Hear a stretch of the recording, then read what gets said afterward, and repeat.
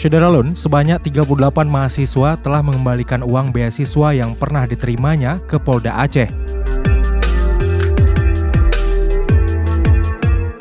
Ke-38 mahasiswa itu merupakan bagian dari 400 lebih mahasiswa penerima beasiswa tak memenuhi syarat dalam kasus korupsi beasiswa tahun 2017.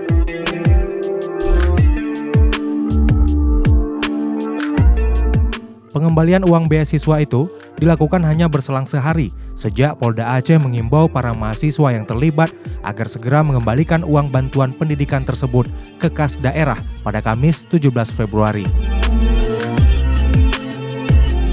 Untuk melayani pengembalian uang beasiswa itu, Ditreskrimsus Polda Aceh telah membuka posko pengembalian dana bantuan pendidikan tahun 2017 di kantor Subdit Tipikor Ditreskrimsus Polda Aceh.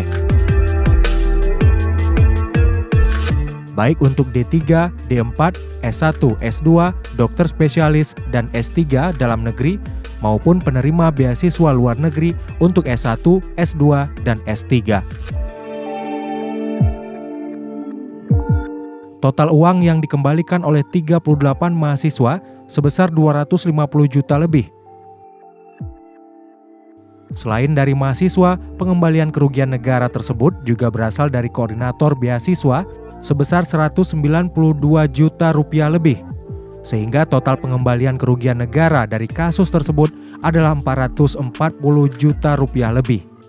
Kabid Humas Polda Aceh ini sebelumnya mengungkapkan ada lebih dari 400 mahasiswa yang berpotensi jadi tersangka karena tidak memenuhi syarat untuk menerima beasiswa, dan diketahui mereka memberikan kickback pada koordinator.